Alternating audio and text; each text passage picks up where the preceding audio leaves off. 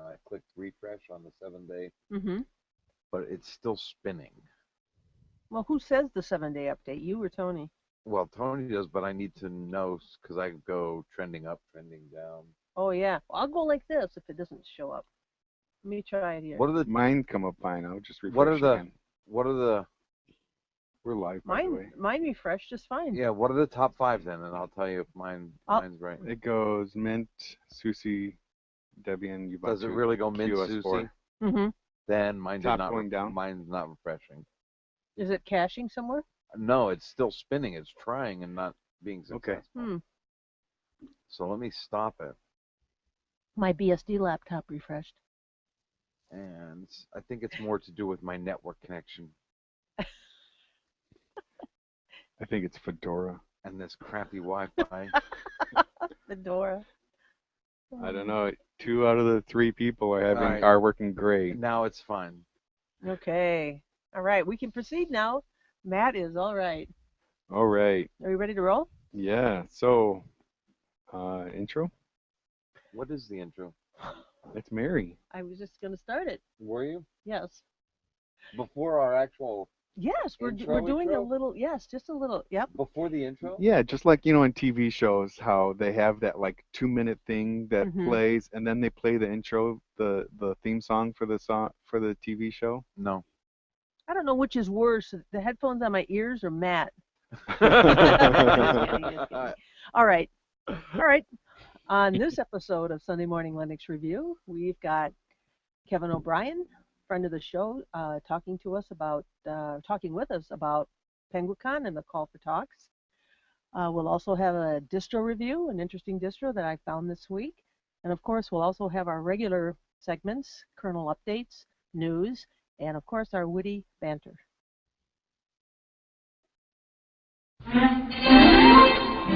The Sunday Morning Linux Review, starring Mary Talmadge, Tony Venus, and Matt Enders as the beaver.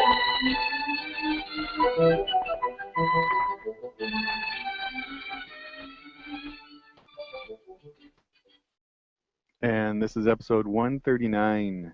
Awesome. Yeah, awesome. Awesome because we'll be talking about the awesome window manager a little Which bit. is not so awesome. Says Matt.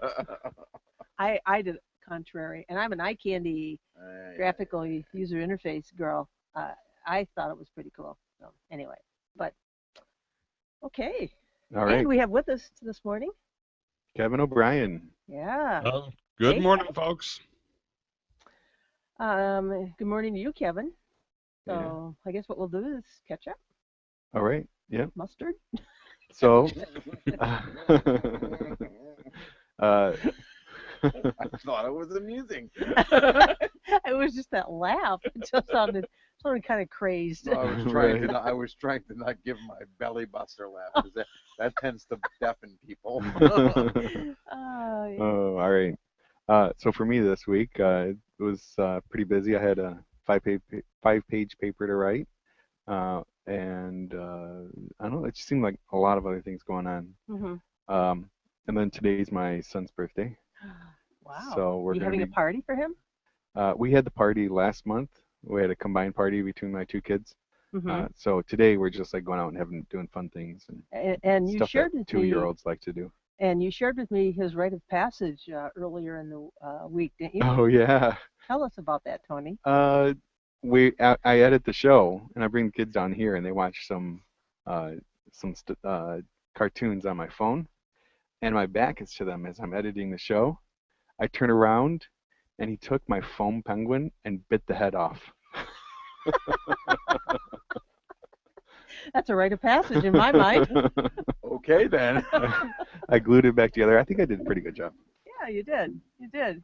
Gonna show it those of you and Doesn't even look like. Oh yeah, If you get Yeah. close, it looks like it's been bit it looks off. But it looks yeah. When you get close, it looks like a shoddy glue job. But hey, so it looks pretty good. yeah. So he told me that when I got here, I just laughed.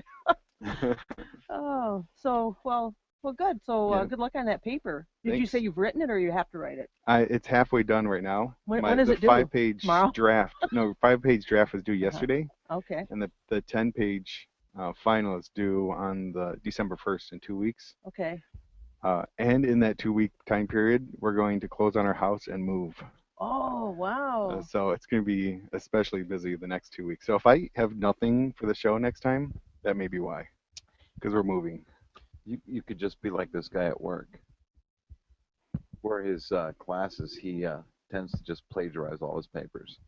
It's whole swaths of text, just copy and paste it from the internet, and that's his papers. Well, you know what? You can do that as long as you put it in quotes and sort and That's And what he sorts said. distribute it? That's what he does. He says, if I put it in quotes accounts, and we're like, no, it doesn't. Not if it's the whole paper. Well, I was going to suggest a technique, double space and 14-point font. yeah, That always helped me get to 10 pages.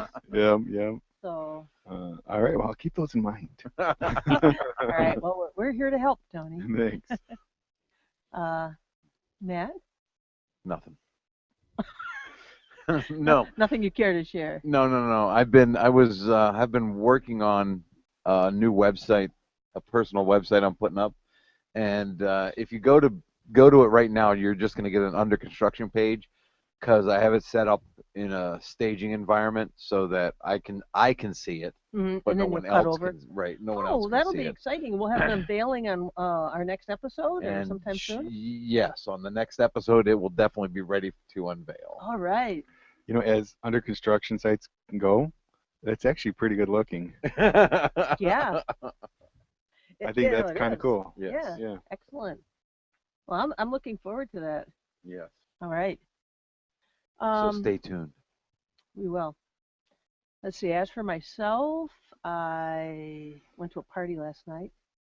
I consumed some tequila that came from Mexico, which was really good. Oh yeah. A couple little shots Sounds good. over the course of a few hours. I mean, it's not like I was slamming them, but that was. I don't know the open source angle to that, but Well, I didn't get a lot of I went sleep. to a karaoke bar with some friends last night myself, and did not partake of the tequila, but had Mhm. several shots of Jack Daniels and Ooh. some raggedy ass IPA. Right. Is that the name of it? Yes. All right. Or you were just commenting on the Nope, quality? Nope. Oh, that's the funny. name of it. Another thing that I did too is I needed to do some work or at least interact with some of my storage devices, both internal and external. And what I found out, there's a little utility, well, DMI Decode, of course, which spits out everything about your system. There's another one called Factor, Facter. Have you ever used that? No. Yeah, I had a chance to install it, and it's really pretty easy. What it is a cross-platform Ruby library for retrieving facts from operating systems. And this is, again, I'm pulling this off a site. Well, for anyone out there using Fedora 19, I think this laptop is running. If you type factor enter at the command prompt, it appears to just hang indefinitely. So don't do that. Which distro is that? Fedora 19. Okay. But anyway, so it supports multiple resolution mechanisms, any of which can be restricted to working only on certain operating systems. Anyway, the point being is that you can retrieve a lot of information about your system. And another one that I have used on occasion is DMI Decode, which, of course, as I mentioned earlier, just pulls a bunch of info. Now that led me to, and I just want to mention this because we talked a little bit about this before we started recording, I'm going to say the ls asterisk command. Well, the lists the devices, and then it's ls and then the device name. Yeah. Well, Well, yeah, type BLK. type of device. Yeah, Like LSBLK. LSPCI, BLK. LSUSB. Yes. Mm-hmm. And I didn't realize that there were as many options as far as. Yeah, probably almost every device group you can do it with. Well, I didn't realize that. See, I didn't realize that I could do this with every device group because when I did LSBLK, what I really liked about it is that it gave me a tree structure list of all of my external and internal hard drives, so I could made sure I was All using. the block devices. Yeah. Amazing, Mary. I know it was. It was. And I think the other one, there's another one called, isn't it BLKID? Block ID? Yes. That's another one that doesn't list it out like this. But I think that was the one I used to use. And when I found LSBLK, I like that one better because I don't think does LSBLK give you the block ID though? Yeah, that's Does it? BLK ID. Oh, LSBLK no, it does not. But BLK ID Okay, does. I know BLK ID did, but You know what LS command I use? All the time. All the time. LS. LSMFT. LSMFT, Lucky Strike means fine tobacco. Is that what you were referring to, Kevin? Of course. Oh my gosh. That said something, didn't it? yeah. But anyway, so I actually remember that. I don't. you wouldn't, Tony. Way after your time. Yeah. So I remember the Lucky Strike candy. the candy The cigarettes? candy cigarettes. Oh yeah. Yeah, they don't have those anymore though, do they? No. Certain ones, either you find it now. I can find it at certain stores, but I don't know whether they're left over from like 20 years ago. Don't feed them to your kids, whatever you do. Oh. You know, I never liked We candy used to pretend cigarettes. we were smoking them, and oh my God, I just think about that. I never Yeah. liked them. They tasted horrible to me. It's just it was So I mostly just went for the sugar. real cigarettes. So anyway, but that kind of sums up. I was out of town last week. I was in Connecticut. That was a good road trip. And that was about it. All right. So I guess we'll probably We'll move on to Matt, what's happening with the Colonel? All right. What's happening with the kernel? Yeah, what's happening with the Colonel? Well, main line is 3.18-RC4. And then we have the newest stable kernels, 3.17.3, released on 11.14. And then the long-term kernel, 3.14.24, released on 11.14. 3.10.60, released on 11.14. And that's all the kernel releases since the last show. All right. Wow, kind of slow. Yes. I think you should complain to Greg Brohartman. Oh, I was gonna call up Linus. My good friend. Linus Torvald. Oh yeah. Okay. All right. Well, thank you, Matt. Yeah, thanks, Matt, You're welcome. for your succinct listing. Tony, what's going on with the Linux distributions this week? All right. So going back, starting off on the 4th, that's November 4th, 2014, we have Triskel GNU Linux 7.0, and they are a new version of the Ubuntu-based focus on software freedom, as defined by the Software Freedom Foundation. Yeah, and actually, the Triskel project, their website said that the improvements just really aren't just limited to the software. They're also unveiling a new website theme that's cleaner, more modern, to match the streamlined style of their release. So they also indicate that this is just really the first phase or first set of changes in a series of changes of improvements that'll focus on giving users a better community experience. So, and they also apparently are going to be making some big changes to the development process to make it easier for the community to contribute. So they've got a new code management website. And, All right. If you're interested in checking that out further, the details are on the Triskel website. Cool. Thank you, Mary. Mm-hmm. All right. Next up we have is OpenSUSE 13.2, which is their major version. They're major, well, kind of, I guess. A new major version of point- popular well- open source operating system for desktops and laptops and servers. Can that really be considered their major version since they have It's a point SUSE release. Enterprise? Oh. Major version of this. Of this version. But what? Well, this is It's a point release. of SUSE Enterprise. OpenSUSE is No, like OpenSUSE. It's different- like the community. I understand run, all right? of Yeah, that. yeah. So it's a I main. So wanna you're know. saying that the OpenSUSE is less than the Enterprise Edition. I would say that if you talk to SUSE, they would say that their primary distribution would be SUSE Enterprise. Yeah, but we're talking to OpenSUSE. Yeah, different one that. But it's, Open. but it's, I would, Never He, never mind. he's floundering. I would say it's a matter of opinion. Okay. All right. But anyway, speaking of OpenSUSE 13.2, Matt, I know a long time ago you used it. Did they have Snapper as part of the tool set that I don't think so. it takes snapshots? Um, I don't remember it. No. okay. Yes. Yeah. Yeah. Yeah, but they've redone the installation workflow so it's more straightforward and it makes apparently better and smarter automatic proposals, less cluttered configuration options. That's some of the thing. And then also this particular release has KDE 4.14, and SUSE. They've got quite a few other desktop environments at LXDE, XFCE, Enlightenment. Awesome. Awesome. Awesome. Huh. Pretty much any of the big ones you can probably get in the repos there, right? Yeah. Yeah. And also, this release includes Docker 1.2. So, All right.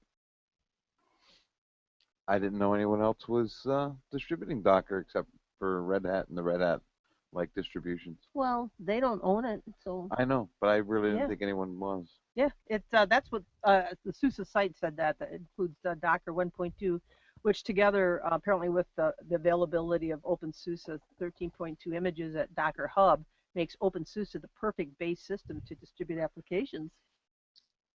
So said OpenSUSE. All right. All right. So next up on the 4th, we have Salix 14.1 Live XFCE. And Salix is a Slackware based, and this is one of their live disks. And they said in there they haven't had a live disk in a while, so here it is. Yeah, and they have got the Slackware live-based scripts. This release, those were tweaked for them and adjusted to meet the Salix project's requirements, including a new installer, and they've got some persistence options that I think people may want to take advantage of. Also, this particular release they've got a 32 and 64-bit architecture available.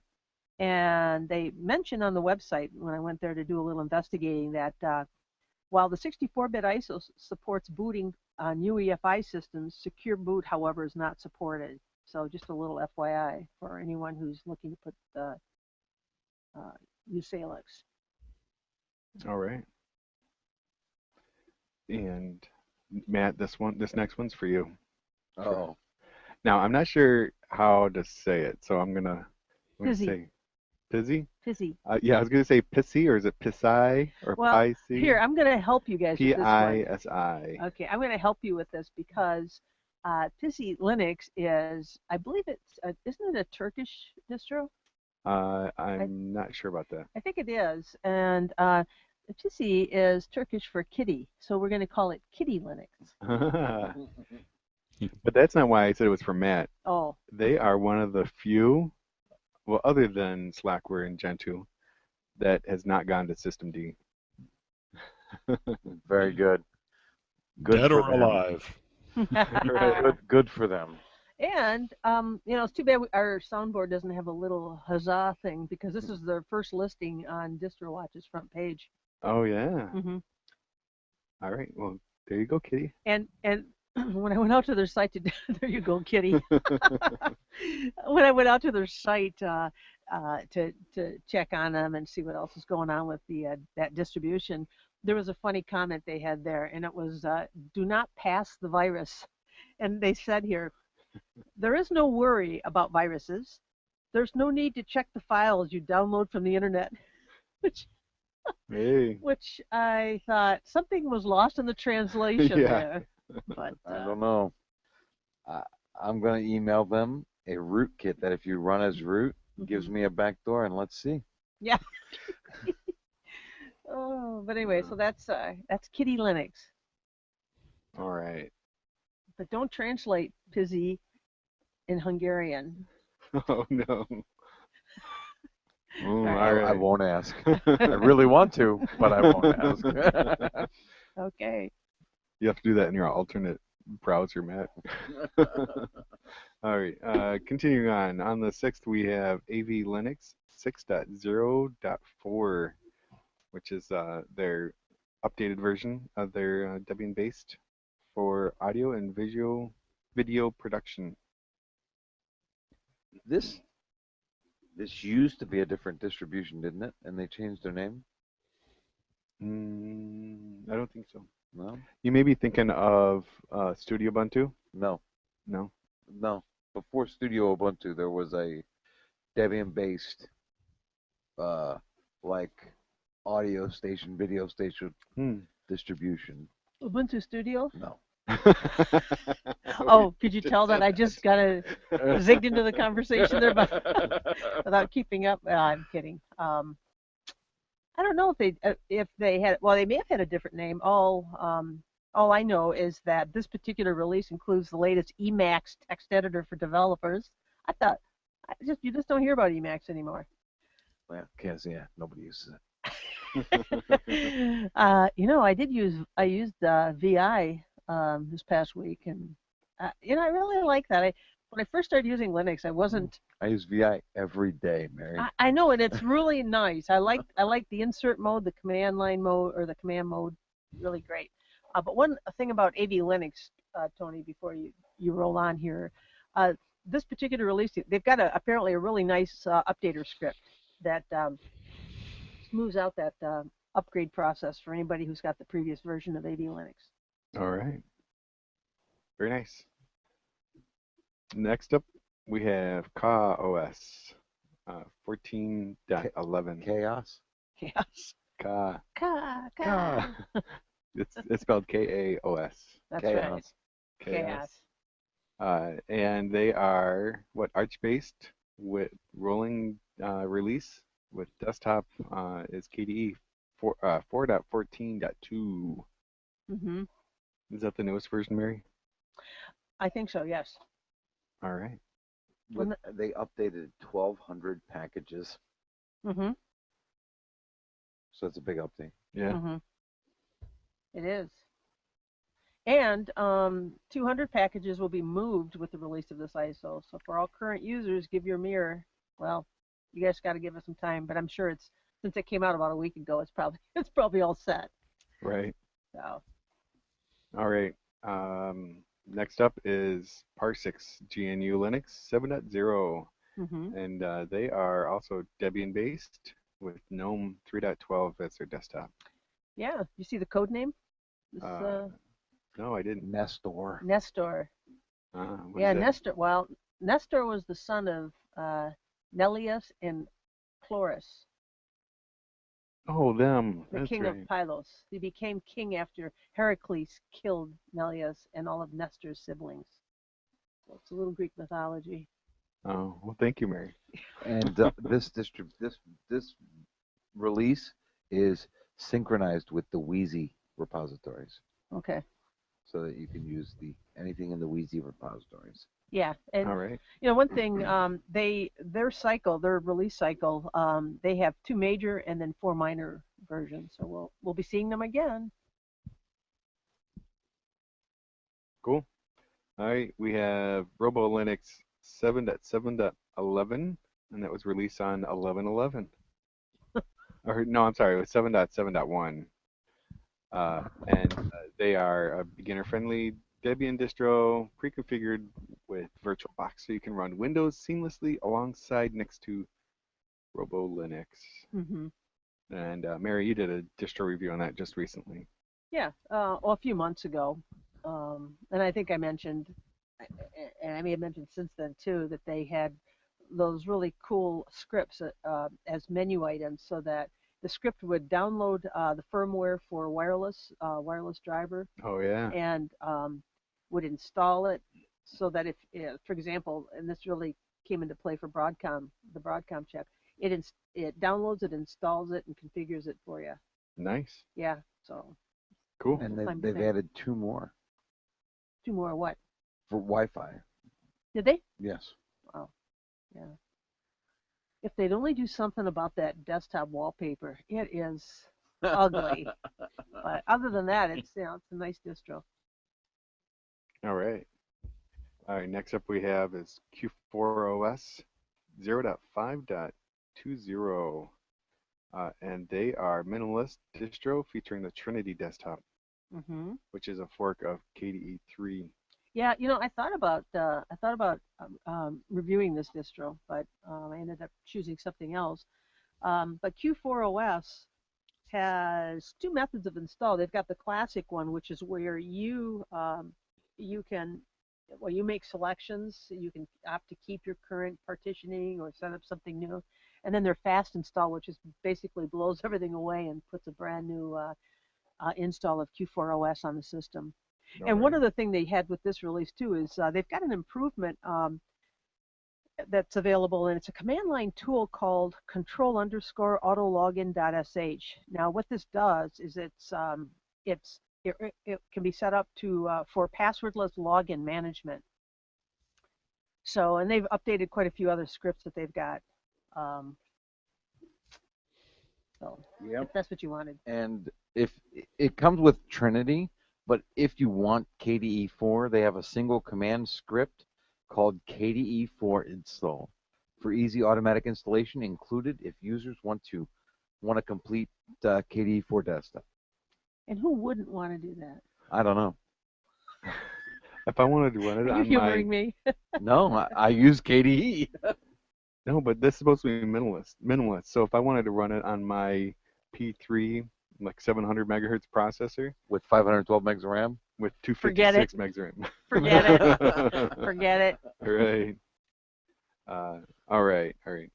On the 12th, we have the Univention Corporate Server 3.2-4, or the UNC, and they are Debian-based for Mhm. corporations. Yeah, well, they actually have 2 versions. They've got their commercial version, which companies and other organizations can purchase or license or whatever. And then they've got their community management edition. One thing their website notes is that if you're using the community edition, anonymous usage statistics on the use of Univention Management Console are collected. Apparently, that's on by default.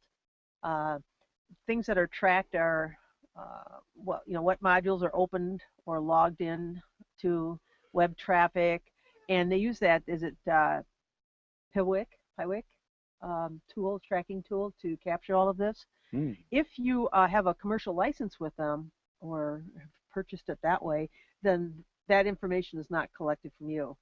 However, regardless of your license, though, apparently they do provide. There's a method to log or to opt out of this, but you've got to go in and you've got to go into set a configuration registry variable to false, but you've got to go in and find it and set it to false. Otherwise, if you get download the free version, you just prepare to have your anonymous statistics sent. All right. So some people may not like that. Right. Also, they have improvements for the operation of UCS and a Microsoft Windows Active Directory domains with improvement for the migration of Active Directory to UCS. So Ooh, UCS can be the domain controller. nice. All right. Next up, we have Chakra GNU Linux 2014.11. And we've had Chakra on quite a few times. They're KDE for their distro, Yeah, or desktop. kind of originated from Arch, but they're now their own independent. But they use the Arch approach as far as the package management, same type of package management application. One big thing in this release of Chakra, they classified as the most important change is the implementation of the /user merge. Now the reasoning behind this, and I went to the site to take a look at this page that talked about it, but it kind of goes back to /bin/sbin. All of this is going to be merged under the /user directory. Fedora started that. I'm not a real big fan of that though. So. You know, that reminds me. I remember we talked a little bit about it like 2 years ago, Mhm. and maybe we should do a recap of like Because the breaks status of. it breaks the whole file system hierarchy. I'm just not a Well, fan. Well, I think there are links. They've got Yeah, they're symlinks. throwing They've in got some symlinks links. in there. So Yeah, it's yeah, not. yeah. It doesn't really Still break it. breaks the file system hierarchy. You know what? And that's why I like BSD because it doesn't. You just don't have to worry about that kind of stuff. Nobody uses it. I'm gonna say it. No, I'm gonna say it. They just don't dick around with stuff that works. Yeah. Yeah, I Um, mean, if it works and if it's not broke, don't Mhm. fix it. Just don't fix it. Stay away. Well, the other thing too with this release of Chakra, this version release, is that they said that you can that the update can't be could not be automated. So in order to update your system, unless if you're going to completely reinstall Chakra, that's good. Otherwise, you're going to have to carefully follow a wiki. What's that, Matt? I was gonna talk about that. Now I got nothing to say. Oh.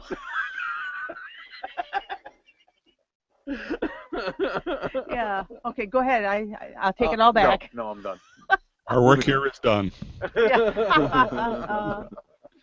Yeah. And by the way, too, their installer Tribe doesn't currently officially support UEFI and GPT yet. So there may be some workarounds available, but they're getting there, but they're not quite there yet. Okay. All right. And we have Scientific Linux 6.6, What? which is the latest update on the 13th. And they are based on Red Hat Enterprise Linux 6.6. Say that again. I said I'm just retarded. Okay, thank you. Continue, Tony. All right. They're meant for use in scientific and academic environments. Yeah, their change log. I looked at their change log, and half of it was just to remove the branding, upstream branding, which of course is Red Hat. Oh. Oh, so anyway. Also, if you're using it as your graphical environment, there is an issue with the X server loading due to changes between the Xorg server 1.13 and 1.15. Mm. All right. All right. And last on the list is not a Linux, but a BSD release. FreeBSD 10.1. So, yeah. Wait a second. Okay, Tony. I think that speaks for itself. That's right. So, yeah. So that well, what more can I say? All right. FreeBSD. Exactly. Yep, they do have some new upgrades. They have a new console driver that they've added, Mm-hmm. and You can't drive your own console anymore? No. All right. that's all I got. All right. All right. The distro of the week, according to DistroWatch, calculated by website hits per day. All right. Number 5, we have Q4OS with 1562. And Trendy up. And number 4 is Ubuntu. Wow, that's real down there. With 1733. And trending up. Number 3 is Debian with 1838. And trending up.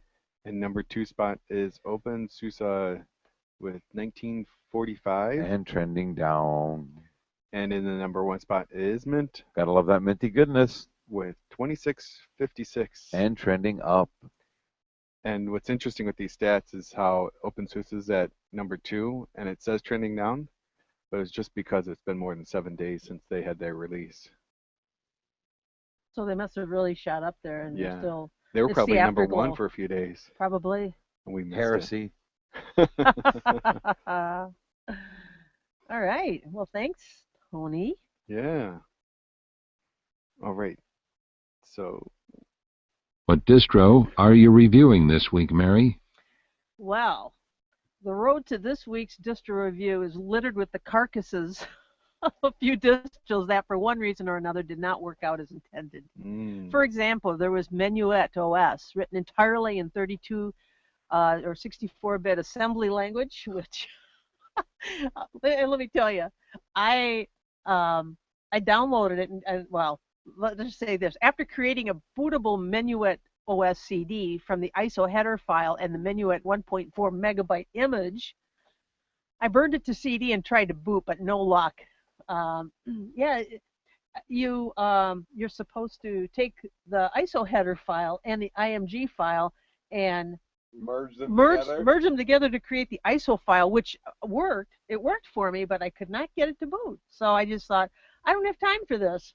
Off I went to the next one. Uh, then when I found Don Linux, I thought I would be able to. Don Linux. I thought I would be able to include my Mafia jokes, but it was just an Ubuntu clone. Oh, that's bad, isn't it? That's supposed to be Marlon. It was good. We got it. I got it. And if I got it, everybody got it. All right. So my search continued until I found a Linux distro whose name could be confused with a sleep aid. It's called Albion. A Linux, Linux-based distro, a Debian-based distro which uses the awesome window manager. So would my the not so awesome window manager? Yeah. So would I be in a good mood after my experience? Or would this distro put me to sleep like I had taken an Ambien? Let's find out. Well, first of all, the name, Albion Linux. Now, that's a concatenation of a portion of two other names, that the AW from the Awesome Window Manager, and, of course, the BIAN from Debian. The maintainer is... Really? Shocking. I know, Matt. The look on your face was priceless. The maintainer is Ferran Serafini. The distro's latest birthday was on September 17th, 2014, when Albion 1.0 was released. It's derived from Debian Wheezy, and it uses the Linux 3.2.0 kernel, which is kind of a stable kernel, isn't it? Kernel man? Yeah, sure. And as I mentioned earlier, it uses the awesome window manager. The live environment, I copied the ISO file to a USB stick and booted from that medium. Now, Albion boots to a very clean desktop, sporting a cool desktop graphic, which is the distro's name in brackets. You know, it had nice colors, and, well, you saw it from here. Ooh, ah. Ooh, that does look cool. A small panel spanning the top of the desktop contains the standard types of status icon, which in the world of awesome are called widgets. Tracking CPU usage, RAM usage, there's a clipboard networking, a calendar time widget, and then also a layout icon that allows you to configure how your windows are organized as they're open, because Awesome Window Manager is a tiling window manager. What does that mean, Mary? Well, what that means, Matt, is that as you open each window, they butt up against each other to create a tile on your desktop.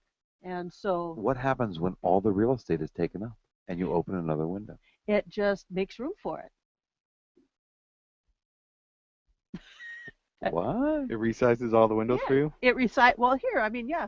So, for example, well, I'm not going to get into a demo here, but yeah, at least it does. Now, here's the thing. There's another. So the first one I open takes up the entire screen. That's correct. Yeah, that's correct. I'm trying to talk into the mic and show Matt.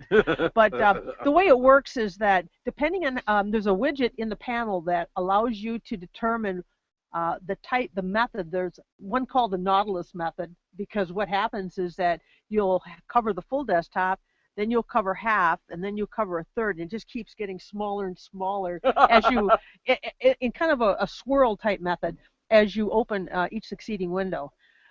But the nice thing about this is that you've got multiple, I'll call them desktops. But did you use this in a multi-monitor setup by any chance?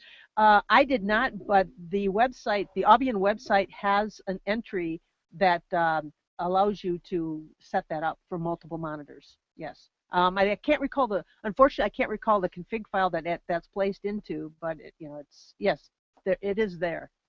So. I'm installing it as we speak. I may actually give Awesome another try. I tried it a few years ago and I just hated it. Well, but I think it's up to 3.x. I don't know what specific version of the window manager, but all I have to say is that for myself, who is an KDE iCandy girl, I thought if you're a sysadmin and you got to monitor things, I just thought that Albion, or at least the Awesome Window Manager, really is a slick way to do it. But where was I in my distro review? Right Oh about yeah, there. right about there. So anyway, but what is nice is I DD'd the ISO file to a USB stick and booted from that medium. Now, as I said, it boots to a clean environment. It did have the Broadcom module loaded, but the firmware was not available, and I could have gone in and done all that, but I thought, what the heck? It's Saturday, the day before this is due, so I'm not going to waste my time. But the defaults as far as browser, Firefox is included by default. Now, the Office suite, there isn't one in there, but when you think about the type of distro this is, Wait a minute. I installed What? LibreOffice. What did you say? There's no Office suite included with the distribution? No. Not a desktop distribution. No, it isn't. Done. It's for servers. It's a server admin. So anyway, Server admin is still gonna need it. Never mind. I did. I installed Libre. Yeah, it didn't come with it on that. But LibreOffice installed. I think this is a horrible trend. In case you didn't get that. Okay. Well, LibreOffice was from the Debian. Yeah, any Debian, any application that's in the Debian repositories can be installed in this. So I went ahead and installed LibreOffice just to test that phase out, and it worked like a charm. There's no email client, and then the file manager, I couldn't. One of the challenges with this particular distro is that the menu, the Awesome Window Manager menu, was very sparse, and if you are going to make adjustments to it, there's a lot of information out there, various configuration files to add to the menu, change the theme. But also they suggest too that if you really want to dig into it, to learn Lua. So Lua, are you listening? because apparently that's the language that's used to set these configuration files up. But there are so many out there that if you've got some just basic familiarity with computer languages, I mean, you could just see this thing and then just drop it into a config file for your system. But it was just very, very cool. But let's talk about the install process, because the bulk of my review is going to cover that. The install process was very interesting for me. Of course, it's done from the live environment, but unlike many distros, the install process was, which simply has you responding to questions, Aubian's install process is driven from the command line, completely manual. You format your disk, copy your files over, shrew it into the mounted system to perform related install tasks. I really felt like a power user. Okay, back to reality. I had two obstacles though, because Aubian, the language, and this is really what kind of caught me by surprise. The website is done in English. It looked great, very nice professional website. The distro is in Spanish. Oh. And not only that, but the keyboard mapping is Spanish. So the / key. The install process doesn't give you a chance to choose. No. Boo. Oh, well, I took care of it later. Boo. I know there's a few steps to go through. Boo. But, well, Matt, if you want a graphical install, you can use Fedora. Boo. Anyway. Even Debian back in the Ncurses days, you still could choose your language and your keyboard layout. Well, yeah. To not be able to choose a language and a keyboard layout is a big fail on the install, I think. That's right. That is not awesome. Okay, I won't talk anymore about it. No, but anyway, so yeah, the base language is Spanish, and the keyboard mapping matched that. But I ended up keeping that in place until after I had it installed, because think about it, when you're in a live environment and you change those and then you want to reboot, or you want to force those to kind of be permanent or persist, I'd have to go through too many hoops. So since I took college Spanish, I thought I could get through this. But anyway, so what? But just a couple examples here. If you know where the ampersand is, you Shift-7 ampersand. Yes. On my keyboard, Shift-7 was the /, and then where the / was, that was the dash. So I had to slow way down in order to install this. But let me continue on with the install process, because it was very interesting. Let's see. Made here. more so by the fact that you had to do it with a Spanish keyboard layout. I know. I should get a little award for this. Everything is done, of course, as the root user. So the first step is to use fdisk to create a partition layout if you don't already had one configured. Now my disk was, I was already configured, so I just moved on to the next step, which is formatting the disk. And I choose what the Aubian site suggested, ext3. It's fine. It worked like a charm. And of course, that was for dev SDA1. Next is creating a space to prepare the system for install. I created it and then mounted it, and that was at /mount/install. So that's where it was. I then used the rsync command to copy everything in the squashfs directory into the install space, and that's again mount install. So, and in the squashfs directory is the entire Linux system. I mean it's sitting in there, but then it's of course compressed, and that's copied over. The next step then is to remount the dev directory into the install space, and that's and then once that was done, then I shrewded in, and this is the first time I'd really done a shroud as part of a actual set of tasks. So then I shrewded into the install space at mount install and edited the resolve comp file to use Google's DNS servers, because I remember them, 8888. What's the other one? 8884?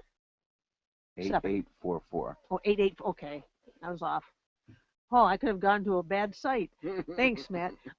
Next up was installing the Grub bootloader, and that's accomplished in really 2 easy steps. You first download and install the Grub program, and then I ran grub-install, which of course I had to go up there and hit the slash key here to get the dash. Grub-install and pointed it to the master boot record, dev SDA. I exited the shroud environment and copied both the live kernel and the init.rd file to the install environment using the cp command. Then it was back to the shroud environment to make one last change that some might deem controversial. Ooh. Setting the init default to bin system D. Ooh. I had one last grub command to do, update grub. And then finally just making a change to the etcfs tab file to include the mount point, and I successfully rebooted into my Avian desktop. Wow. Now yeah, it was pretty. It was really not bad. And I thought, oh man, when I have to follow a lot of commands and do all this kind of stuff, I just wait for something to go wrong. But it didn't. So it was a fairly complex install, but what you're saying is it was very well documented. Yes. Very well documented, and actually I thought it was a good learning experience to see. Now both steps are probably scripted behind the scenes when you're sitting there just doing whatever you're doing and La-di-da, twiddling your thumbs. yeah, listening, watching the thing go by, but but the fact you had to take these actions really, I think, kind of helps drive home the point that, hey, here's what happens, here are the series of steps, because I suspect that they're probably fairly similar, maybe not, but it was a good experience for me. Now, the first order of business was to change the language and the keyboard configuration. So I opted to change the keyboard first. I used some Debian instructions, which included... And change it to German? Yeah, for my friend Matt. Just for giggles? Just for giggles, yeah. Ein Bier, bitte. Dpackage dash reconfigure keyboard configuration. And then I also did a set X key KB map to make sure the keyboard layout worked in X11, that environment. I rebooted, worked great. So once I had my keyboard set up, then I went for the language, and I went ahead and there are a couple ways you can do it. You can just go right into Etsy default locale and change it there, but the Debian way is to use their tools. And so I went ahead and used the tools, went into the kind of little end curses options where you kind of go down and you hit the space bar to turn on or turn off various locales, that type of thing. So I went ahead and made sure that US English was selected, and then I saved it. And after a service keyboard dash setup restart, I was good to go. So once I had that all set up, I mentioned earlier I installed LibreOffice, installed just fine. Firefox works, but it let you use the service command? From the command line, yeah. It didn't say... I was a root user. It didn't say redirecting you to system control? I don't recall seeing that. I don't recall. That's a sysv init, not a system, that's a sysv init command. Okay. System D uses a different format. Well, it may have, man, I didn't really look at each thing that happened. So it would be like system control, keyboard restart keyboard.service would be a system D type command. Okay. I didn't really pay attention to that, so I'm not sure.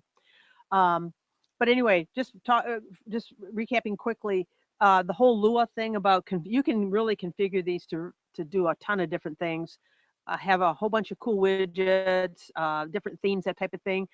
The internet is littered with config code. Just littered. Littered with them. Config code for awesome window manager. I liked it. I really did.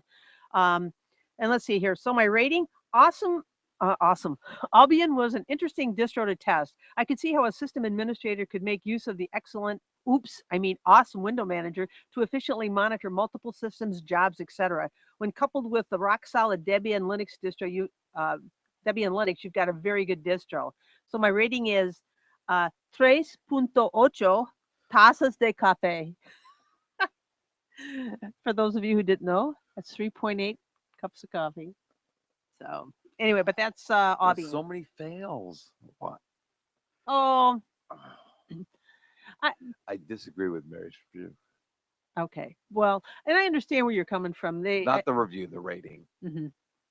Because I mean, how can it not let you select a language and a keyboard layout during the install process?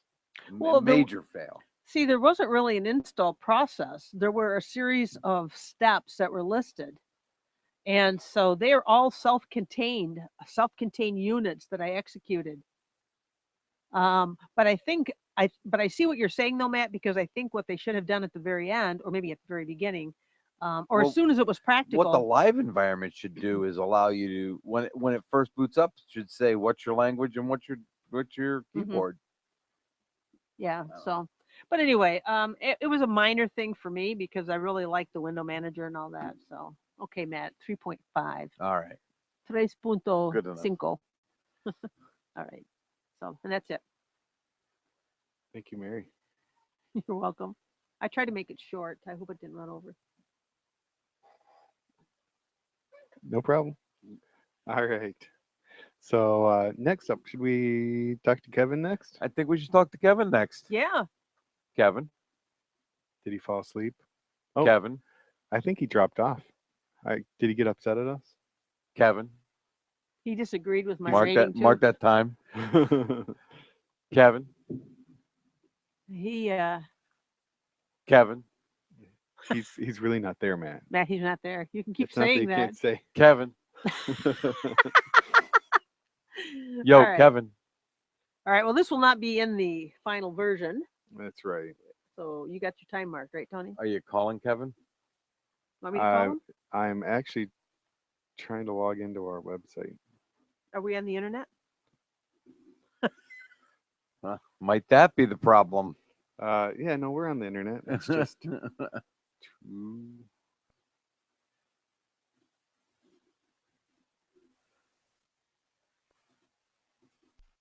Well, just the mere clicking, I can hear it in the background.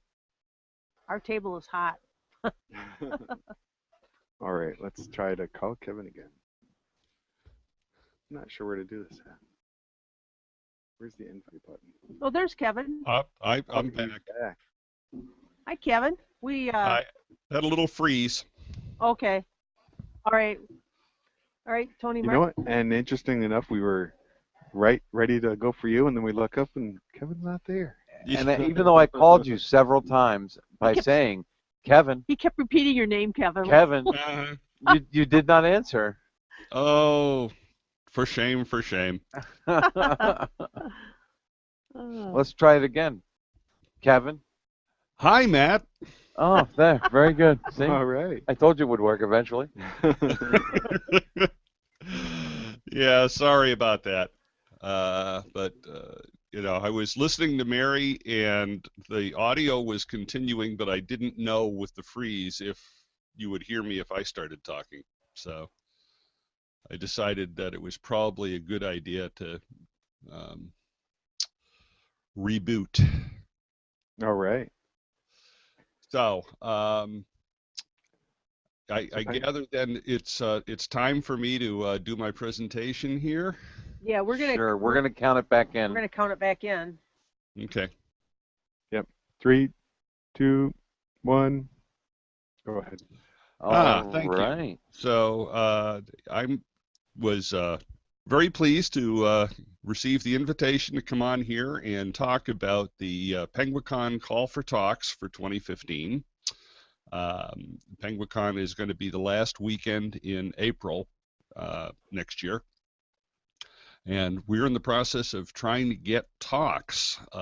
And I've got talks, 4 talks from you guys so far.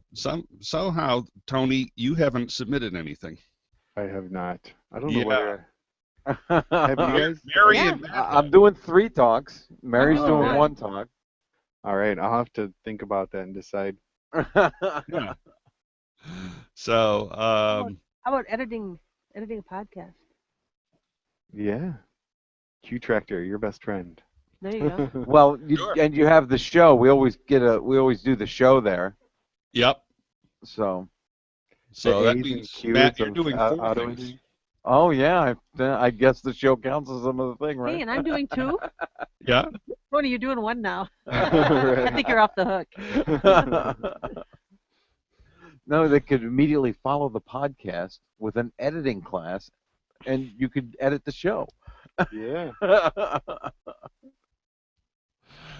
So All we have a theme. That doesn't mean that every talk is going to fit the theme, but our con chair, Nuri, has said Since- that he Since wants. I put my talks in before there was a theme, mine probably don't fit. Yeah, that's okay. Most of them won't. By the way, I don't know whether you listened to the latest Linux for the rest of us, but if you did, your ears would be burning because Door to Door Geek. In a bad way? No, it's good. Door to Door Geek was talking about OLF. So the last show was kind of an OLF recap, and I guess he sat in on some kind of bash talk that he didn't particularly like, and he said, "You know who I'd really love to hear do a bash talk is Matt Enders." Yeah. Yeah. Well, he should come to Penguicon because I'm doing 2. And I wrote to him and told him that. So I don't know that that's going to get him out to Penguicon, but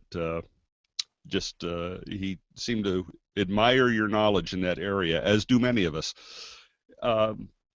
So the theme that Nuri has picked has to do with biotechnology, with the fact that we're sort of becoming cyborgs and putting more and more technology into our bodies, and what are the implications of that. It's an interesting enough topic. You know who did an excellent talk on that type of that almost exact subject was she used to be, I think, general counsel for the Gnome Foundation. You're talking about Karen Sandler, Yes. who I recommended, but she would need to be a guest of honor, so that invite has to come from the top, and I don't think they're going in that direction for whatever reason. Because she's got a medical implant, and I know she does. She does? Yes. What? For her heart, Oh. something to do with keeping her heart on a regular Right. beat. Okay. And Pacemaker? a little different, Okay. but yeah, that talk she gave was excellent. Yeah, she basically wanted to see the source code for this device that is keeping her alive, or if it failed, would kill her. Yeah. Oh. And she couldn't get a single manufacturer to show her the source code. Right. Wow. And she even said, I'll sign an yeah. NDA. I won't publish it. I just want to look at it. Yep, and none of them. Hmm. Yeah, and Karen was the executive director at the GNOME Foundation and is now executive director at the Software Freedom Conservancy. That's it, executive director, not legal counsel. But I think Well, she she is a lawyer. Yeah. So, yeah, I think she was with the Software Freedom Law Foundation at one point. So, yeah, it's so yeah, she would be great. But I think at this point, I'm sort of hoping that somewhere in our listening audience, maybe there are some people that are working in this area. We've got a number of major research universities around here, so it'd be nice if we could get some folks to come and talk about what they're doing. places like Wayne State and Mhm. U of M. Well, U of M too. That's Yeah. Um, but that, that's the theme that Nuri is trying to pull in. We're trying to do as much programming as we can for the Tech Track. Last year we had, I think, something like 66 hours of Tech Track programming. And everyone seemed to really like it. And I've been told, go out and do at least as well this year. So I've got a lot of tracks that still have to be filled here. yeah. And I have to say that last year's PenguinCon, as far as the Tech Track goes, was a major improvement over what the Tech Track has been lately. So. Yeah, yeah. Thank you. Well, I think part of the reason is that I've had the time and the energy to actually invest in recruiting a lot of people, and we're going to continue to do that. Fortunately, over the years, being involved in podcasting and working for Ohio Linux Fest and now with PenguinCon, and I've built up a decent contact list. So there's people I can go to and say, hey, come give us a talk, such as Mark Stanislav from Duo Security, who Oh yeah. we had And he's talking good. last. Oh, I remember he talked to MD Lug once, He didn't did he? come to Yeah. Lug, and he gave a talk at PenguinCon last year that Mm-hmm. was great. Yeah, it's really cool. And just talking about dual security, we just implemented that on our site. Oh yeah, I use Just now, Tony. I use did. You weren't paying attention, were you? You were focusing on that. Well, good. I use Duo Security on the 3 different websites I have, and Right. I am their WordPress plugin is fantastic.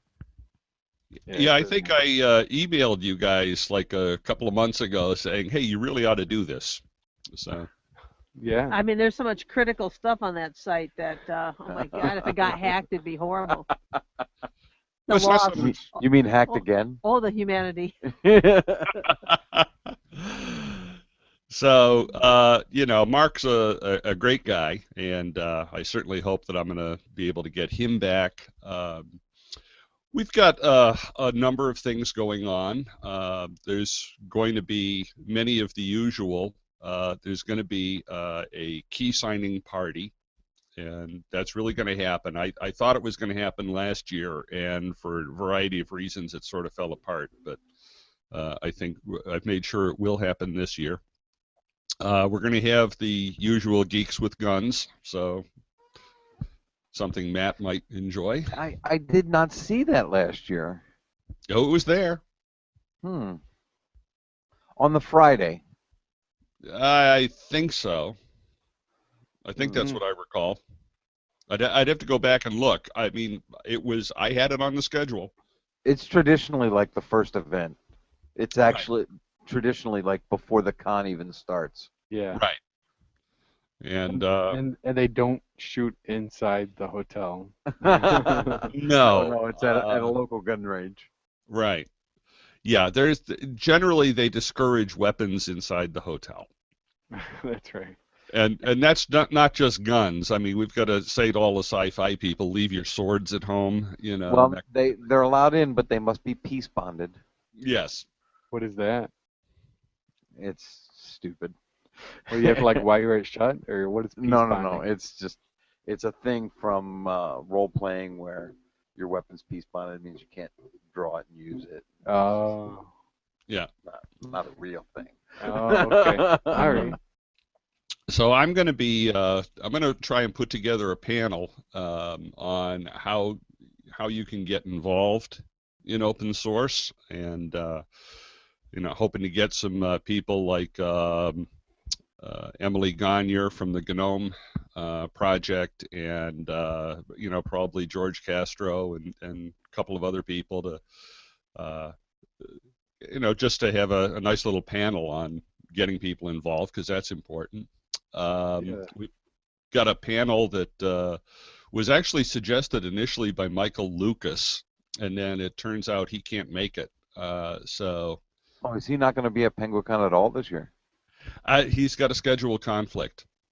Oh, Uh, because he's gone full-time writing. You know that, right? And I was going to have him on. In fact, one of the things we talked about last year was he was going to do a thing on technical writing. But I guess he's got some kind of conflict. He wrote to me and said, "Gee, I'm real sorry, I can't make it this year." Probably So writing. I just told him that we would, bring him back in 2016. But the panel that one of the panels he had suggested was becoming a graybeard sysadmin, and then John Bell wrote to me and said, "Well, I'd really like to be involved in that." So uh, I don't think he wants to be the only person. I think Do it's you need to have a gray beard? Because if that's a qualification, I qualify. I know you do, Matt, and I would be more than happy to add you to that if I haven't already overstretched your resources. You have not, and I would be Okay. more than happy. Okay, I'll tell John that there's at least one more person, and maybe somewhere out in our audience there's one or two other people that would like to step forward when they hear this. And then all of the usual kinds of things. I expect Crypto Party will be back. We're going to have. I'm going to try and get the folks from Red Hat, Ruth Sewell and Tom Calloway to come back. There's another canonical person in this area, a fellow named Scott Moser, and I sort of said, "Hey, I want you at PenguinCon," and he said, "Well, yeah, okay, fine, let's talk," and I think we'll probably have him there. So there's lots of stuff going on. If you go to the website, and I think it's in my lower third, but www.penguicon.org. And there's a thing there that says "Get Involved," and that takes you to the Tux Tracks site, where you can make a suggestion there. But I know there's at least one part of that that's a bit flaky, which is you can't sort things properly, and that's sort of a known bug at this point that has not been fixed.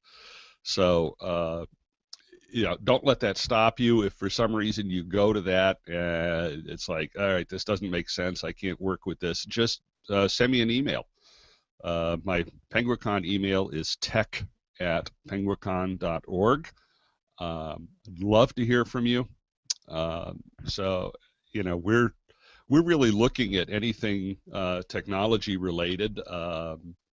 So obviously the focus is open source, but it isn't exclusively open source. I told Richard Hughes if he wanted to come talk about Cold Fusion, we'd have him, but I think he's got a conflict as well for that particular weekend. Hey, how about someone from the FreeBSD Foundation? I'm more than happy to do that, Mary. Can you hook me up? Come on now. I'll try to figure that one out. Just bear in mind, I've got no budget. Oh, okay, gotcha. Oh, I didn't know about that. Well, I'm sure that somebody lives local though, so. Yeah. Yeah, that's pretty much it. Yeah. The thing about PenguinCon is it's totally a community thing. So, people have to get here on their own and just be a part of it. So Okay. I have zero money to spend on got this. Okay. How about free admittance? Is that something you can use to sweeten the pot? I would have to argue for it. Occasionally that happens, not often. Last year the two folks from Red Hat paid their own admission. And then they expensed it. I'm sure. Yeah, I assume they did. But that was Okay. unfortunately that was I had a nice proposal from Carl Miller, and when he found he had to pay his own admission, he backed out. And of course, he got laid off, so I can understand that. Yeah. Well, I guess I'll just put this out here for the sake of argument. Perhaps, is the hierarchy there open to changing that type of thing? It might help. It might. I mean, has anybody ever broached the subject? I mean, it just would go a long way to getting presentations. Yeah. The subject has been broached. There is sentiment against doing it. Oh, okay. All right. So. Yeah. I mean, I personally, I have gone to every single PenguinCon and have no problem paying my own way because if I weren't presenting, I would go anyway. Exactly. But I mean, if you want to draw in some technical presenters, I mean, it's just something. I don't know. I think, never mind. We're probably on the same page with that, though, Kevin. Yeah. It would make my job easier if I could do that, but I think the feeling that I've heard from people there is that the nature of PenguinCon is that it's a community kind of a thing where people just come together and do it. So anyway, the bottom line is I don't have the budget. So that's just something we have to understand going in. But it's worth going to. As Matt said, I was going every year long before I became involved with the event, just because it was worth going to. Oh yeah, I found out about it its first year. I found out about it like a day before it happened on its very first year, and I said, "Wow, this sounds like something I really would like to go to." So I went. I've been going ever since. Yeah. Yep, it's a lot of fun, and of course, we're talking about the tech stuff because that's what I'm responsible for and what I'm trying to recruit people to give talks. But it is a science fiction convention as well, so you have all of the things that go with being a science fiction convention. There's right, dealers, which kind of scared away. Like we had, I'd convinced a friend of the show, Lua, to attend PenguinCon last year, and he said it was an interesting experience, but he's never going back. Oh. The cosplay scared him. Oh, okay. The what place? Cosplay. I don't know what that is. Costume play. Oh, okay, I got you. Thanks, Kevin. So, I rather enjoy that stuff. I'm a big science fiction fan. I do too. Sure. Yeah, I like the mix of stuff. I mean, folks walking around in costumes. As long as I'm not walking around in costumes. Uh-huh. Yeah, so there's going to be talks about science fiction books, movies, comics, anime, I mean, God knows what. But one of the things that we do need to make sure, because there probably will be music again, is I'm going to make sure that all of my talks are as far away from the music as possible. Yeah. That was a disaster last year. Yeah, what happened? I heard about it, but I didn't get it all. Poor Ruth was trying to do a thing on Raspberry Pi hacks because she and Tom were both doing the presentation because they just wrote a book on it, and they were right next to some rapper, and it bugged me because there's like 25 people trying to listen to this talk, and it's almost impossible because of all this loud noise, and I looked into the music room, and there's like 3 people listening to some idiot running around with a microphone. It's like, okay, what's the priorities here? Now, bear in mind, I'm an old fart. I don't think rap is music. I agree, Kevin. It's not. So, it's poetry. It's not. Possibly. All right. But, so you're going to have all of that stuff. And it's a great weekend. So it runs from Friday late afternoon, let us say, to Sunday afternoon. So lots of stuff going on.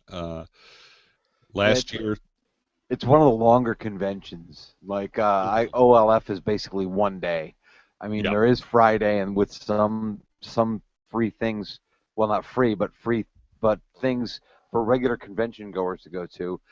But Friday's mostly like the paid training type day, and Yep. then Sunday there's really nothing unless you're taking certification exam, or they have that The diversity workshop. Yeah. Yeah. So yeah, this there's more programming, and with some of the science fiction stuff, it almost runs 24 hours. So Well, and they have some things that do run 24 hours. Well, the movie room used to run like where they showed the different anime movies and things. yeah, That used to run 24 hours. I don't know if it still does. and the gaming might as well. There's Right. usually a gaming room set up, Right. And then the room parties. Yes. and the That's room not parties. that's not official PenguinCon content, but But that's always fun. yes, Yeah, I enjoy the room. You know, party. that's one thing that I believe is unique to PenguinCon because we've been to other conventions and I've never seen room parties like that before. So it's really Mhm. cool. Maybe and they even SMLR. give out prizes for the best party. Oh yeah, That's it. They give prizes for the best party.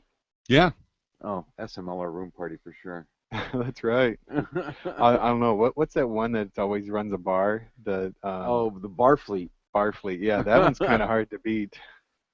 so I did look we can into do it because Matt had said, "Hey, why don't we have beer at our SMLR recording?" And I don't think that's possible. But if you want to do a room party, you can serve alcohol there.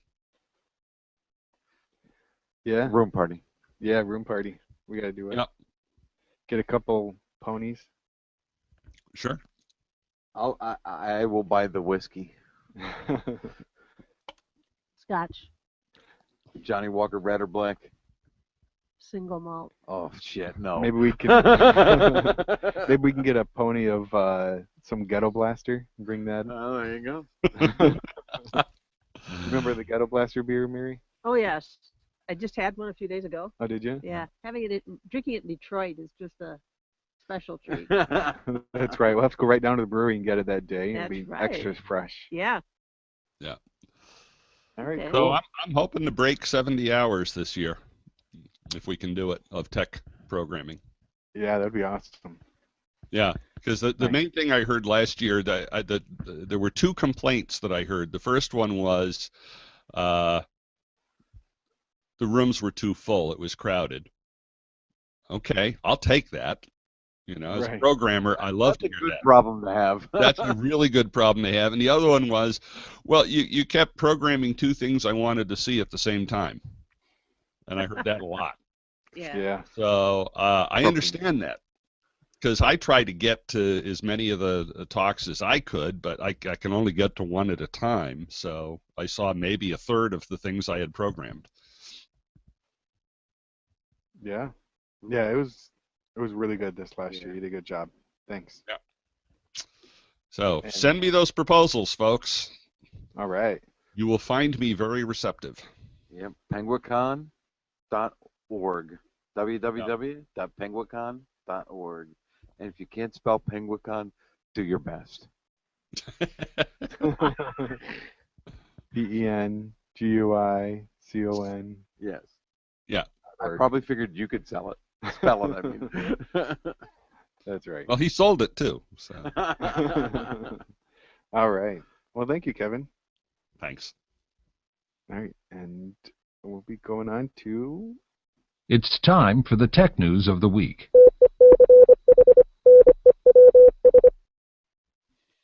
All right. So, what do you have, Matt? What do I have? Well, I have 3 stories. 2 of them are on the same topic. The first one I have is Walmart's $99 craplet will make people hate Windows 8.1 even more. And that's not my name for this story. That's their name for this story. Oh. And it was on theregister.co.uk. Oh, they always have very clever titles. So, yeah, it's about how Walmart, that well-known purveyor of the finest America has to offer, Made in China. will flog a $99 Windows 8 tablet for this year's Black Friday. As you'd expect, at that price, the eFun Next book is an utter dog. It has 1.8 gigahertz Intel Atom processor with 1 gigabyte of RAM, the bare minimum for Windows 8 to function. So it's not going to do much besides turn on. And then next up we have Microsoft OpenSources.net saying it will run on Linux and Mac. And this one comes to us from Wired.com. Microsoft is embracing the reality that modern software and online services run atop a variety of operating systems and that Windows no longer dominates the market the way it once did. At least tactically, the software giant is acknowledging that so many businesses and developers now choose to run their software atop computer servers loaded with the open source Linux operating system. We want a developer offering that is relevant and attractive and valuable to any developer working on any kind of application. Says S. I'm not. His last name is Massager. Soul massager? I think I butchered. It isn't. I think I butchered that pretty well, but he's the 25-year Microsoft veteran, oversees the company's wide range of tools for software developers. Yeah. So, I think this is pretty clear what this is about. Bear in mind the new CEO comes from the cloud part of Microsoft, Satya Nadella. And I think this is all about the cloud stuff because they're looking at the writing on the wall, and people are not building their own data centers anymore. They're moving everything into the cloud, and they're not doing it with Microsoft operating systems by and large. No, Azure is a huge failure. Isn't like on Azure something like a third of the systems on Azure are Linux? Yeah. So if they want to be relevant, they've got to find some way to, move into that cloud environment. I think that's what this is about. I agree, Kevin. But my next article also deals with the open sourcing of .NET. It's called Microsoft GPL or GTFO. It's from phosphorus.com, and they're saying that one subtext here, of course, regarding the misplaced euphoria by some begs the question, is Microsoft trustworthy? The answer is clearly no, absolutely not. Despite the fact that Redmond has been playing nice with Foss lately, we should not trust Microsoft any further than the former CEO and Stasi agent look-alike Steve Ballmer can throw a chair. Stasi agent look-alike. Oh. To think even remotely that Microsoft has somehow seen the light and has come around to embrace Foss and Linux is pants-wetting laughable. These are direct quotes from the article. Yeah. But I disagree with the whole premise of this article, though, because the premise is they have to GPL it. If they don't GPL it, they're not serious. But it was good for a few laps. Exactly. Because they released it under the MIT license. Mm-hmm. The MIT license is a perfectly acceptable open source license. And it's not the GPL, which I don't think is the best open source license. The BSD license, in my opinion, is a far superior open source license. It doesn't, the viralness of the GPL is fairly anti-business. Mm-hmm. And I don't know. I just think that the BSD was never intended to be pro-business. I think that's a bad thing. If you believe that the biggest problem in the software marketplace is that developers don't have enough power already, then clearly you want to give them more. The GPL is intended to provide more power to the user.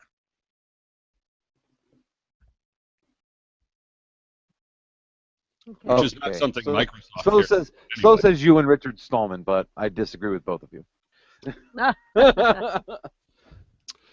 But in any case, the idea that Microsoft is suddenly going to be warm and cuddly, that's they're a corporation. They're going to do what's in their best interest. Exactly.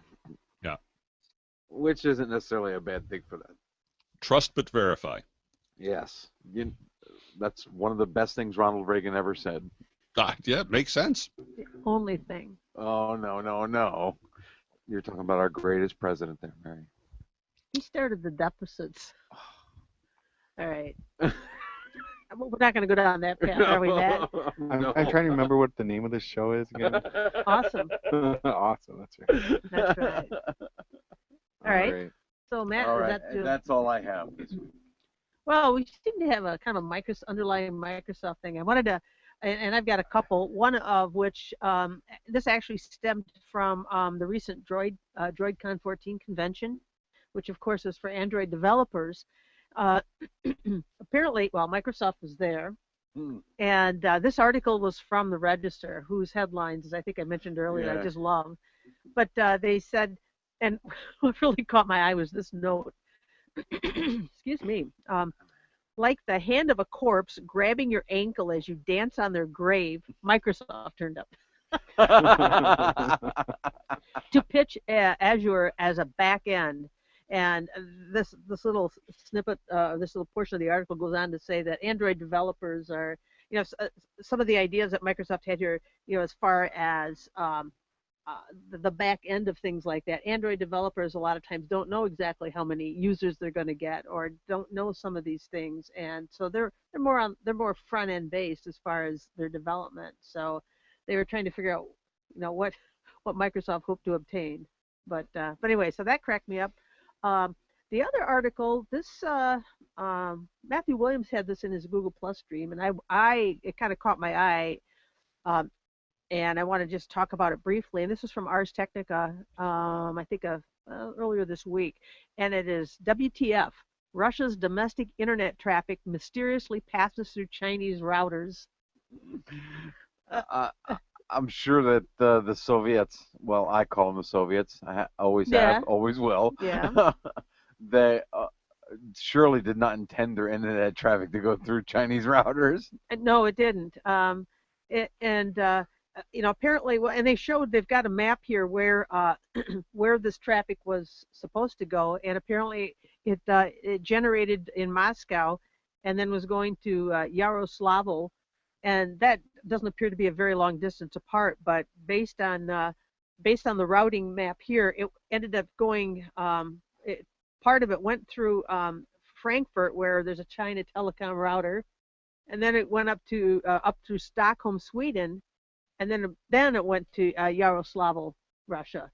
So the thinking here, according to the article, well, I think we all know what the thinking is that it was highly suspicious, and because this Chinese routing company has ties to the government, they figured that it was done basically to take a look and monitor the information and the data that was flying through that connection. And so it goes on just to talk about how concerning that is, and that the Dyn, which apparently is a very large routing not routing company, but they kind of track this kind of thing. They found big chunks of traffic belonging to U.S. banks and government agencies that had been improperly routed through Belarusian or Icelandic service providers. So, and again, I'm sure China routers were in there somewhere. So, but those are my two news articles. I've got some KDE Corner that I can talk about later. But yeah, I had one thing, which was that Groupon debacle. Oh yeah. Well, earlier this week, Yeah, earlier this week. Yeah, and so since I found the article, and between then and now, it's already been all resolved. But it was about how Groupon has their little kiosk POS system, right? Point of sale. Oh, thanks for clarifying that. I knew what you meant, Tony. I knew what POS was. So did I. All right. Then. But that was for people who might not have. All right. That's right. It's and they called it the GNOME. Well, they tried to trademark GNOME, GNOME, and then the GNOME Foundation the hue had a little and the problem. outcry. Yeah. It was huge. and we, the internet, got got that stopped in a day. Yeah, it was pretty quick. Yeah, and so the link I have to is OMG Ubuntu, and then you can click over. It says that it's been resolved, and it said their introduction is the controversy is over. Your wallet can breathe easy. Your email inbox can once again buckle under the influx of deals. Actually, to their credit, Groupon, they pretty quickly backed off that. Well, after they saw the outcry, but when Gnome Foundation contacted them, they basically told the Gnome Foundation, "Get screwed. We're doing it anyway." Oh, did they? Yeah. Oh, To heck with them then. that's right. All right. And that's what I have. So, what KDE corner stuff do you have, Mary? Well, actually, there's a couple things. I found and this is on kdeapps.org. I found it's called Simple Audio Player, and essentially its main task, as you might have surmised from the title, Play audio. yeah, quick and easy way to open files. And it was kind of cool because I highlighted a few audio files and just dragged them over to it. Bingo, they were there, and they started playing. Very Now, if you simple. do that with multiple files, do they start playing simultaneously? No, the first Okay. one on the list starts playing. Hey. So, I mean, it's smart enough to know that, and it uses very little memory. So there's not a lot. So that means there's not a lot of options there as far as what you can do, but it's a nice quick hit way to play some audio. There'll be a link to that in the show notes. Again, that's at kd-apps.org. Conversation 1.5.1 just released, a maintenance release. Of course, that's the IRC client that I use. Got it open right here. That's right. So changes, some minor behavioral defects. Bad Bad. IRC client. Bad. You know, the script had that in it. And I think there was a low risk DOS security defect in the Blowfish ECV. So thank God they got that cleaned up. Yeah, really. And then finally, anybody who uses Scrooge, which is a KDE finance package, will be happy to know that they released 1.10 within the last few days. Again, that's managing your personal finances, and it allows you. I guess one of the powerful features it has is really cool methods to enter, follow, and analyze expenses. So it can run on many platforms, including, of course, Linux, BSD, Solaris, and also on Mac OS. And then they said, and possibly on Windows. So there'll be a link to that release notes in the show notes. And that concludes today's KDE Corner. All right. All right. All right, so we have a little bit, one thing I found for security stuff. It's not Linux related, it's Windows related. Boo. Yeah. You know, what, about 6 months ago when they had the Heartbleed, not Windows, but you know, when the Heartbleed SSL. for SSL was Yeah. out. Mm-hmm. And I heard a lot of people, oh, I run Windows IIS, or I run blah, blah, blah. I don't have to worry about that. Well, this is worse. Yep. So it says Microsoft fixes a critical S channel and OLE bugs, but no patch for Windows XP. So basically what this does, S channel is in every version of Windows since Windows NT, and what it is, it's their secure channel or secure connection for you know, any kind of secure connection. So anything from if you're serving up a secure website, or if you're connecting to a secure website. So that's basically any Windows computer today. Now, they're not going to release a patch for XP because XP is EOL. That's right. Now, I'm a bit of a conspiracy theorist sometimes. So, do you think they were aware of this bug before XP went EOL and waited until after EXP was EOL for a year or better? Because it's been No. about a year. No, it was April, so it's been about 6 months. Okay, been about 6 months. I thought it was last April for some reason. Anyway, do you think they knew about this? Your calendar, your time calendar is crazy, man. Thanks, Mary. Right. But and didn't release it until now, so that it would be the big thing that would have to move people off of XP.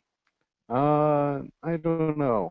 This is pretty bad. So I would say it's unlikely that they would leave so I many. think they're slimy enough to have done it. You think so? I think so. Well, as of mid-August, according to Kaspersky Labs, a little over 16% of users were still running XP. So, and that's probably gone down a little bit. That's only 16% of Kaspersky users, no, I think of users in general. Yeah. Huh. I think that number is low. who agreed to provide data. Who agree? Yeah. Yeah, because there's probably a billion over in China that's still running Windows XP. Well, they're trying to get them off Windows. Yeah, China is getting off Windows, period. Yeah. Right. So just to wrap this up, one thing that that I heard on Security Now website is that they were suggesting that possibly that if there was a unpatched version of OWA or Outlook Web Access for email, Mm-hmm. that's their webmail. Say somebody Really? Is that why it's called Outlook Web Access? It is. All right. So say that server gets hacked, and they put in that vulnerability. Anybody that connects to me then gets that hack also. So potentially, that you don't have to do anything on your. If you don't patch your Windows computer and you connect to your work email, then everybody at work or whatever OWA that you're connecting to, then all of a sudden all those computers are infected also. So this is a pretty serious thing. What they say, eBay runs IIS and something else runs. IIS, by the way, is the Internet Information Service. server. Yeah, so that's Server Windows web whatever. server. Yeah. eBay runs on 2S? That's what I was told. Yeah, Yeah, I call it 2S. because there's two I's. Yes. Oh, because and they in look Roman like numerals, the two. I is a 1 and the Oh, Right. 2S. Oh. Okay. Oh, Matt. I'm shocked that a service as big as eBay is running that. I am very shocked that eBay runs on IIS. You would think they'd be running Nginx, Apache, or something else. Yeah, Something far Something a better. little more stable. Mm-hmm. right. But I anyway, remember hearing years ago something that made sense to me where someone said if you're running Microsoft servers, just ask yourself one question. What do you know about servers that Google doesn't? Yeah. Exactly. Yeah. yeah. All right. So I guess that's what I had. So if you know anybody with Windows XP, tell them to switch to Linux, because this will not get fixed Or to call and they Bemis will get Hosting. hacked. That's For a right. Tell them small to call fee. me. For a small For a fee. small fee, I will tell them which computer to buy. No, no. I have my old laptop I'm trying to sell now. Oh. So if anybody out there wants to buy, it's a ThinkPad T61. It's a dual How much? core, 150 plus plus shipping. Plus shipping. So- Okay. So yeah, give me a How call. much RAM is in it? 4 gigs of RAM. It's a Ooh. dual 2.1 gigahertz processor. Obviously 64-bit. Yes. Okay. So How old is it? 6 years, I think. Okay. Yeah. Heavy But it use? still runs really good. I was using it up till a month ago. Mm-hmm. And it's just recently I switched over to this HP. It has an i5 processor. Is that new? It looks pretty nice. No, it's 3 years old. Okay. But yeah, I really like it. Thanks. Mm-hmm. All right. So I guess that's it for that. Okay. And next up we have is It's listener feedback time.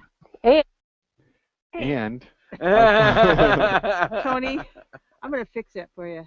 yeah. Well, you know what? I started putting my phone number on here. My Google number? my Google number. Oh, I've got a VoIP light, whatever it's called. I've got a number. It's not tied to anyway. It's a separate number that I think should go into We voicemail. can just use mine. Yeah, Okay. it does the same thing. It's a Okay. Google Voice. It goes straight to voicemail. All right. It's 734-258-7009. That's a Wyandotte phone number, by the way. Nobody Okay. But cares. if you look, no, what's cool about it is if you look at the number pad, it makes an arrow pointing down. 258 is down the center, and then 7009. So I'm Wow, lost. Tony. I'm lost on that. Okay. But I'm happy for you, Tony. yeah, so give us All a right. call. Yeah. I'll play it on Give air. Tony a call so he can tell us more about those numbers. That's right. It's All right. 734-258-7009. And ask for Tony. That's right. Anyway, so listener feedback. I think we had 2 emails this week. Really? I didn't see any. We had What was our episode number this week? 139. So Okay. last week was 138. I did see one email from our friend Scott out in Montana. Yep. And I think we should. I Oh, that's think what Scott looks like? Yes. basically he said, "Yeah, Matt, you have the mic, so you get to say what you want."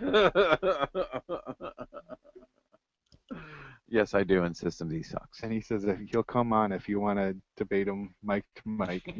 I'm actually considering Oh, that. I think that would be a good, Yeah. yeah, episode. Yeah, But that's what I'm looking only for. if he'll episode. come to the studio. Hey,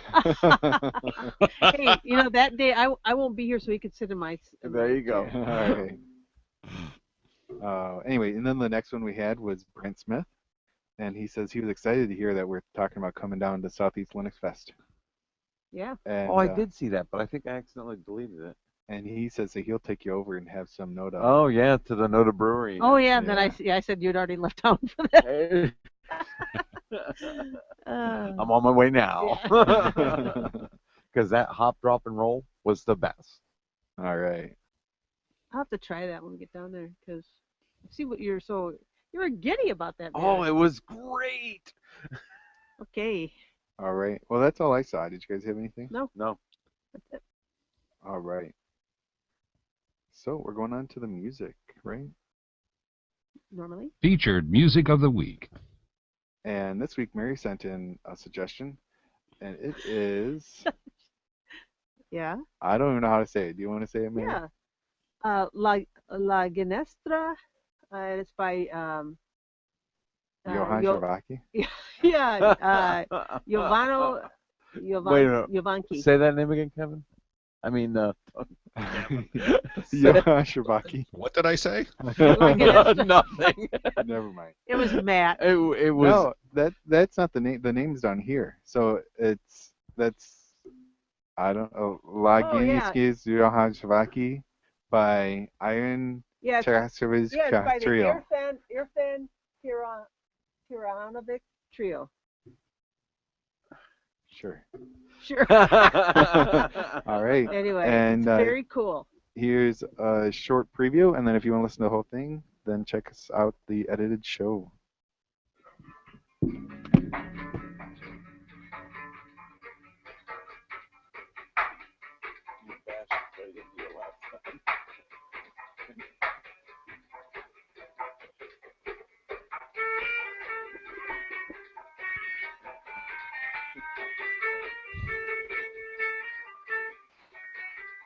Balkan Carnival music.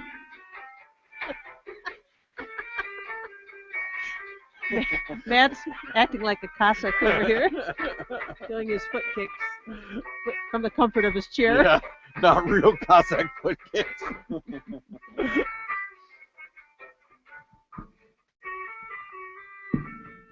I think it's a good one. Yeah. All right. So, I guess we're coming to the end of the show. Aw. All right. Some.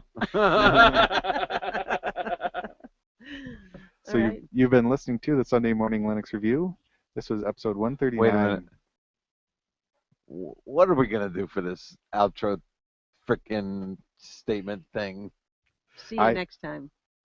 Yeah. All right. Or you could say goodbye. I'll combine the two. Okay. All right. You'll see which one I'm gonna do first. Ooh. All right. So this was episode 139. Awesome.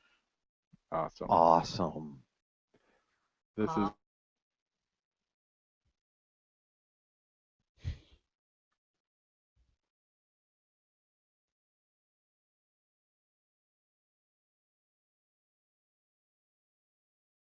Kevin. Thanks, Kevin. Thanks, Kevin. If you're still there. Oh, Is he gone? He did. He got off just. He's like, Yeah. oh, I guess Oh. they're not going to talk to me anymore. Anyway, Oops. thanks, Kevin. Yeah, thank you. Thanks, Kevin. Bye. Kevin, thanks. Thanks, Kevin. Bye. Kevin. Kevin. Kevin. Kevin. Kevin. Oh my God. All right, say goodbye to the YouTubers. Bye. Bye, YouTubers.